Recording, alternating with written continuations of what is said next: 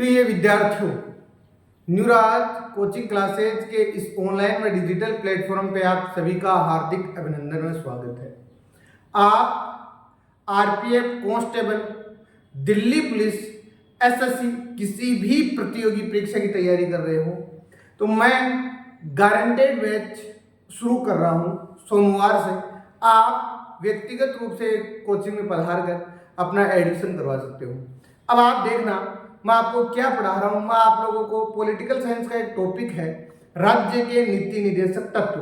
अब इस राज्य के नीति निर्देशक तत्व क्या होते हैं, ये कई परीक्षाओं में राज्य के नीति निर्देशक तत्वों के बारे में महत्वपूर्ण कथन पूछे जाते हैं।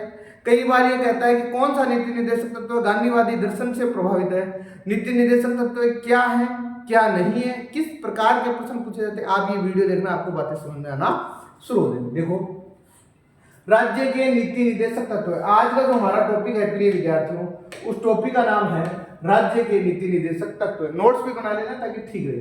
अब मैं इस नीति निर्देशक तत्व का सामान्य परिचय देता हूं कि ये संविधान में क्या है। कहने का मतलब संविधान के किस भाग में, संविधान के भाग नंबर 4 में इस बात का उल्लेख किया गया है कि राज्य के लिए नीति निर्देशक तत्व होंगे। अब ये नीति निर्देशक तत्व क्या होते हैं, आप जैसे ही अनुच्छेद 36 पढ़ोगे, जैसे ही अनुच्छेद 37 पढ़ोगे तो आपको बात समझ में आएगी राज्य के नीति निर्देशक तत्व क्या है। अनुच्छेद कौन से में है, तो राज्य के नीति निर्देशक तत्वों का उल्लेख अनुच्छेद 36 से लेकर 51 तक किया गया है। उसके बाद में आता है कि हमने राज्य के नीति निर्देशक तत्व किस देश से लिए, तो हमने राज्य के नीति निर्देशक तत्व जिस देश से, उस देश का नाम है आइलैंड। राज्य ऐसी नीतियों का निर्माण करेगा। नीति निर्देशक तत्वों का मीनिंग्स क्या है, राज्य ऐसी नीतियों का निर्माण करेगा जिससे नागरिकों का कल्याण हो।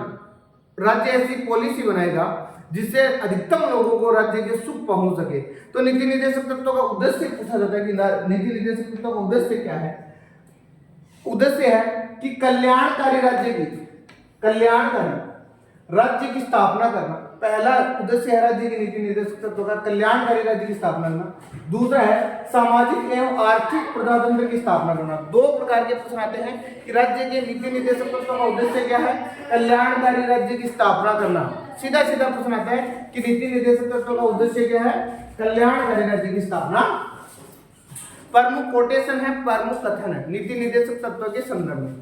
डॉक्टर अम्बेडकर जो प्रारूप समिति के संविधान में आपको पता है अध्यक्ष थे, राज्य के नीति निर्देशक तत्वों को भारतीय संविधान की एक अनोखी विशेषता बताया। मतलब विश्व में कहीं पर भी इस प्रकार की व्यवस्थाएं हैं, उसमें से सबसे बेस्ट जो हमारे संविधान की विशेषता है वो अनोखी विशेषता है राज्य के नीति निर्देशक तत्व।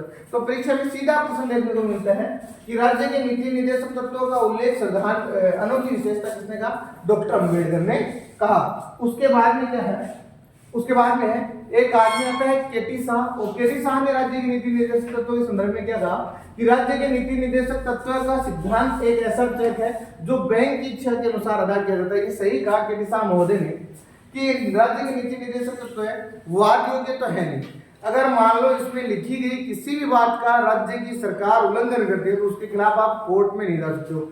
ठीक उस प्रकार से जैसे मौलिक अधिकार में कोई भी बात लिखी गई है, आप कोर्ट में जाके खड़े हो सकते हो कि हमारे मौलिक अधिकार को हनन किया जा रहा है, लेकिन नीति निर्देशक तत्व में ऐसा नहीं है। तो ये बैंक की इच्छा के ऊपर निर्भर करता है, तो राज्य के ऊपर निर्भर करता है राज्य इनको इम्प्लीमेंट करता है या नहीं करता है। उसके बाद में व्यक्ति है ऑस्टिन ने क्या कहा कि नीति निर्देशक तत्व राज्य की आत्मा है। ये ठीक कहा ऑस्टिन महोदय ने कि जो नीति निर्देशक तत्व है वो राज्य की आत्मा है, अगर इनको ठीक ढंग से इंप्लीमेंट किया जाए तब। उसके बाद में आगे देखना नेक्स्ट क्या है, नीति निर्देशक तत्व की प्रकृति पूछे आपसे कि नीति निर्देशक तत्व की प्रकृति कैसी है, तो आप कहोगे सकारात्मक प्रकृति की है नीति निर्देशक तत्व। विशेष ये वाद योग्य नहीं है, आप इनके खिलाफ सुप्रीम कोर्ट या हाई कोर्ट किसी में नहीं जा सकते हो।